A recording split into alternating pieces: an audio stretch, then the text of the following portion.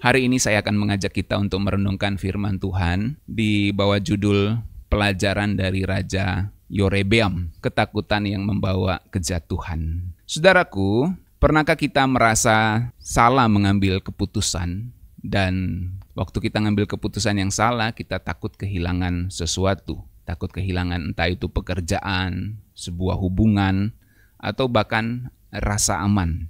Nah, saudaraku, Yorebeam adalah raja pertama kerajaan Israel Utara. Kalau kita belajar kemarin itu adalah Rehabeam, itu setelah Salomo menjadi kerajaan Israel Selatan atau Yehuda. Sekarang dari Yorebeam kita belajar dia adalah tokoh atau raja pertama kerajaan Israel Utara. Yorebeam adalah contoh nyata bagaimana ketakutan yang salah bisa membawa kehancuran. Bukan hanya bagi dirinya sendiri, tapi juga bagi bangsa yang dipimpinnya, karena dia adalah seorang raja yang pertama dari Israel Utara. Saudara, Yorebeam diangkat menjadi raja oleh Tuhan sendiri melalui Nabi Ahia dalam 1 Raja-Raja 11 ayat 29-31. Ia memimpin 10 suku Israel setelah perpecahan kerajaan itu akibat dari keputusan buruk yang diambil oleh Rehabeam karena mau naikkan pajak, mau membebani rakyat, sehingga akhirnya rakyat memberontak. Itu ada 10 suku, hanya 2 suku yang setia kepada Rehabeam, yaitu suku Yehuda dan suku Benyamin. Nah saudara, awalnya Tuhan memberi janji yang luar biasa kepada Yorebeam ini. Kita bisa bilang janji yang besar. Dalam 1 Raja-Raja 11 ayat 38, Tuhan berkata melalui Nabi Ahia kepada Yorebeam, "Jika engkau mendengar segala yang kuperintahkan kepadamu, hidup menurut jalanku dan melakukan apa yang benar di mataku, maka aku akan menyertai engkau dan membangun bagimu keturunan yang kokoh, seperti yang kulakukan untuk Daud." Nah, menarik saudara ya. Jadi Yorebeam ini dijanjikan juga sebuah janji yang besar bahwa tahtanya akan kokoh, tata keturunannya akan kokoh, sama seperti yang dijanjikan Tuhan kepada Daud. Tetapi Yorebeam membiarkan ketakutannya menguasai hatinya. Dia sudah dapat janji Tuhan yang luar biasa, nubuat tentang dia dan keturunannya, tapi dia membiarkan ketakutan menguasai hatinya. Saat itu karena Rehabeam ada di Yerusalem, di pusat kerajaan saat itu di Israel Selatan, dan orang-orang datang menyembah Tuhan ke bait suci, maka Yorebeam di kerajaan Israel Utara tidak punya bait suci. Dia tidak punya imam-imam. Akhirnya dia takut suku-suku lain itu pergi ke Yerusalem atau kerajaan Israel Selatan untuk datang menyembah Tuhan, dan akhirnya setia kepada Rehabeam. Yorebeam takut itu, saudaraku. Akhirnya dia mengambil sebuah keputusan yang salah, yang sangat fatal. Dan dia membuat, bisa kita katakan, agama baru dengan membuat patung lembu emas. Jadi sangat fatal sekali, seperti yang dilakukan oleh bangsa Israel waktu Musa naik ke Gunung Sinai. Ya. Yorebeam takut rakyatnya pergi ke Yerusalem untuk beribadah, dan mereka akan kembali setia kepada Rehabeam, Raja Yehuda. Dan akhirnya Yorebeam ini mengambil keputusan yang fatal. Dia mendirikan 2 patung lembu emas di Betel dan di Dan, ya. Sebuah daerah bernama Betel dan Dan. Kemudian Yerobeam juga menetapkan hari raya sendiri dan imam-imam yang bukan dari suku Lewi. Nah, coba saudara, jadi dia buat agama baru nih. Agama orang Israel itu kan imamnya dari suku Lewi kan. Nah, Yorebeam saking takutnya dia ada peribadatan di kerajaan Israel Selatan, sementara di dirinya tidak ada peribadatan, dia buat agama baru. Dia buat patung lembu emas untuk disembah, dan dia buat imam-imam sendiri yang bukan dari suku Lewi. Jadi fatal sekali apa yang dilakukan oleh Yorebeam hanya karena ketakutannya orang-orang tidak setia kepadanya, padahal janji Tuhan sudah ada di dalam hidupnya. Itu sebabnya Yorebeam berkata kepada rakyatnya dalam 1 Raja-Raja 12 ayat 28, "Sudah cukup lama kamu pergi ke Yerusalem. Lihat, inilah Allah-Allahmu, hai Israel." Dia tunjuk kepada lembu emas itu, dia katakan kepada bangsa Israel, "Inilah Allahmu yang telah menuntun engkau keluar dari tanah Mesir." Coba saudara ya. Jadi luar biasa ini Yorebeam, benar-benar dia, kalau orang bilang sekarang udah miring banget nih saudaraku ya.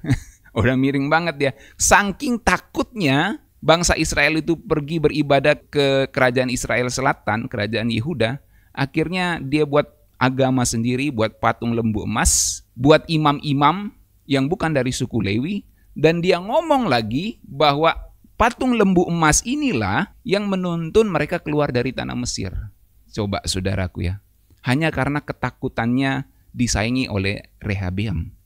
Nah, Yorebeam menciptakan sistem ibadah palsu demi melindungi kekuasaannya. Ketakutannya pada manusia lebih besar daripada kepercayaannya kepada janji Tuhan. Padahal Tuhan sudah berjanji sama dia. Kalau kamu setia kepadaku, aku akan mengokohkan keturunanmu sama seperti yang kujanjikan kepada Daud. Nah, apa yang pelajaran yang kita dapatkan dari kisah Yorebeam ini, saudara? Yang pertama, ketakutan dapat membawa keputusan yang salah. Ketakutan Yorebeam terhadap kehilangan kekuasaan membuatnya memilih jalan yang salah, saudaraku. Dia lupa bahwa Tuhanlah yang mengangkatnya menjadi raja dan hanya Tuhan yang bisa menopang pemerintahannya. Ketika ia dikuasai oleh ketakutan, dia kemudian mengandalkan dirinya sendiri dan tidak mengandalkan Tuhan. Nah, saudaraku, ini menjadi pelajaran buat kita bahwa ketika kita dikuasai ketakutan, kita itu bisa mempunyai kecenderungan untuk mengandalkan diri sendiri daripada percaya kepada Tuhan. Itu sebabnya mari kita mempercayakan diri kepada Tuhan seperti lagu tadi. Aku tahu yang kupercaya dan aku yakinkan kuasanya. Ia jaga yang kutaruhkan hingga harinya kelak. Apalagi Alkitab mengatakan, sebab Allah memberikan kepada kita bukan roh ketakutan, melainkan roh yang membangkitkan kekuatan, kasih, dan ketertiban. 2 Timotius 1 ayat 7.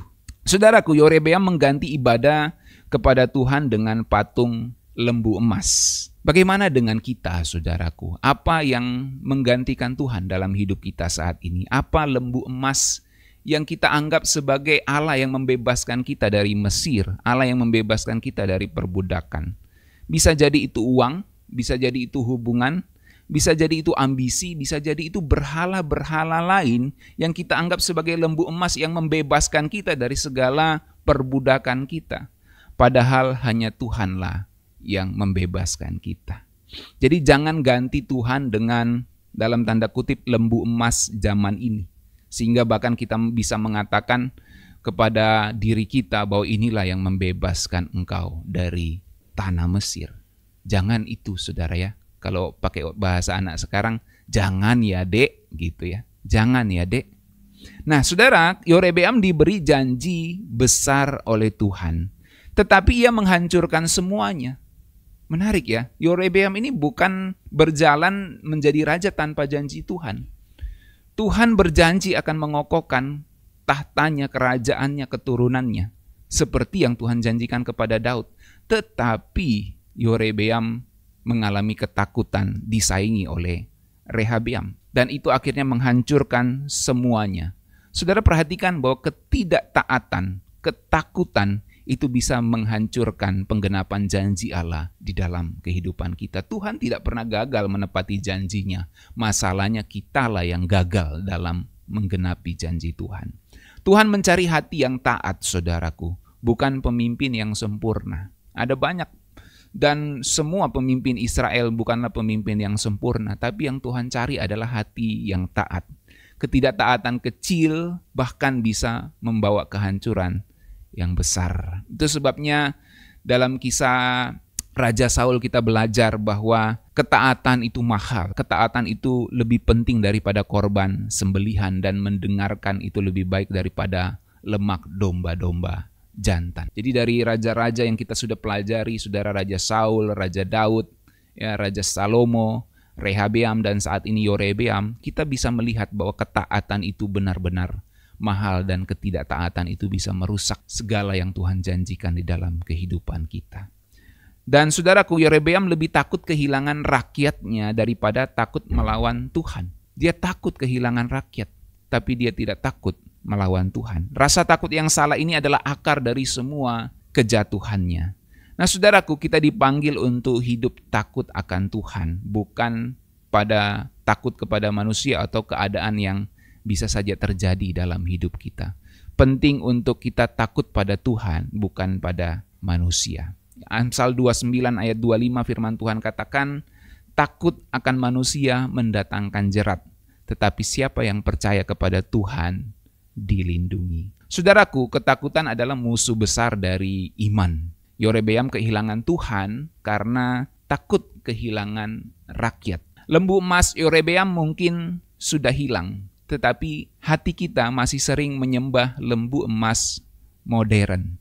Apa lembu emas itu dalam hidup kita? Masing-masing mungkin kita masih menyimpan lembu-lembu emas itu yang kita bisa anggap jadi Tuhan, yang bisa kita andalkan. Padahal hanya Tuhanlah satu-satunya yang bisa kita andalkan, saudaraku. Saudaraku, janji Tuhan itu lebih besar daripada ancaman apapun. Menarik ya, Yorebeam ini sudah dapat janji yang luar biasa. Bahkan kalau secara hitung-hitungan matematis, saudaraku, dia punya hitungan bangsa itu lebih besar. Karena dia 10 suku loh. 10 suku ikut dia, 2 suku ikut Rehabeam. Jadi 2:10, saudaraku, 1:5. Luar biasa. Tapi dia masih ketakutan sama yang 2 ini. Kalau dia 5, dia takut sama yang 1. Kalau dari 10, dia takut sama yang 2. Jadi bayangkan nih, Yorebeam sudah dijanjikan yang besar, dijanjikan 10, tapi dia takut sama yang 2. Jadi kayak nggak masuk akal ketakutannya sebenarnya. Tapi itulah ketakutan yang tidak masuk akal itu. Ketakutan yang berlebihan, ketakutan yang salah itu akhirnya membawa kehancuran di dalam hidupnya. Jadi dia melupakan, atau Yorebeam melupakan bahwa janji Tuhan lebih besar dari ancaman apapun. Padahal secara hitung-hitungan harusnya dia nggak pernah takut. 10 suku loh, hanya lawan 2 suku. Jadi jangan biarkan ketakutan membutakan kita pada rencana Tuhan, saudaraku.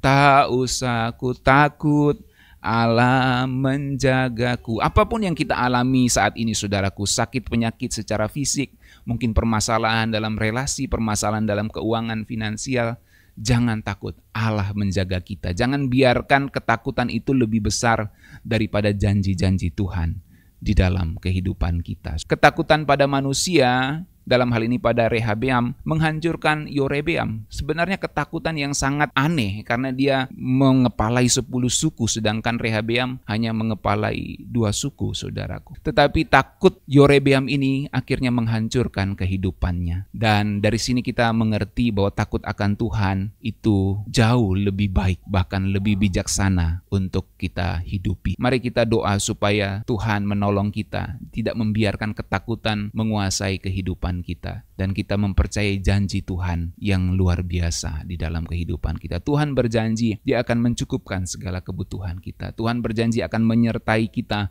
di dalam berbagai permasalahan kehidupan. Tuhan tidak berjanji jalan selalu rata. Tuhan tidak berjanji jalan selalu mulus, tapi Dia berjanji akan menyertai kehidupan kita. Mari kita percaya kepada janji Tuhan. Mari kita hilangkan segala ketakutan-ketakutan yang salah itu dan percaya kepada janjinya.